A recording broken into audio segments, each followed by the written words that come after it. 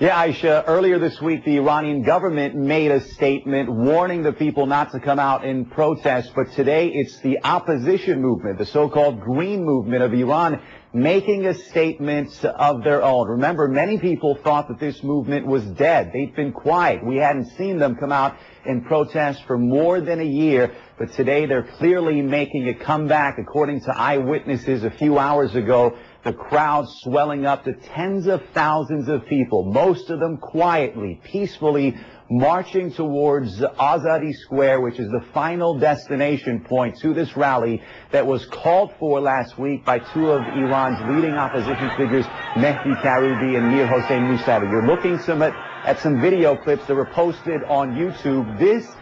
It appears to be a member of the Besiege, the pro-government militia member, trying to protect a poster of the Supreme Leader Ayatollah Khamenei, and you see the result. What looks like opposition supporters ganging up on them, beating them up, kicking them. You also hear members of the crowd telling these people that are ganging up on this man to stop beating him up, calling for an end to the violence. At times, it did get ugly, but based on witness accounts, most of this march towards Azadi Square was peaceful. When crowds started chanting, according to witnesses, death to the dictator, death to the supreme leader, Ayatollah Khamenei, chants that we hadn't heard for more than a year, that's when witnesses tell us security forces that were also out en masse, thousands of them throughout parts of Tehran, that's when they attacked these protesters. But again, this is a big statement, Aisha, by Iran's Green Movement. We hadn't heard from them for about a year.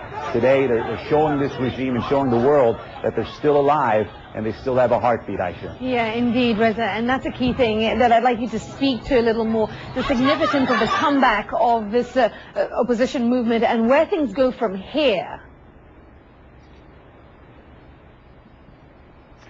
Well, it's going to be very interesting where things go from here. And we should point out that for the past 2 hours, we've lost all contact with the witnesses that we've been speaking to in Tehran. At last we've heard they were heading to Azadi Square. What happens at that point once they get there, it's not clear. But this is a movement that was clearly inspired by the uprising in Egypt. Very similar movements, both of them broad-based movements who were calling for an end to oppression, energized by the youth, calling for political and social freedoms.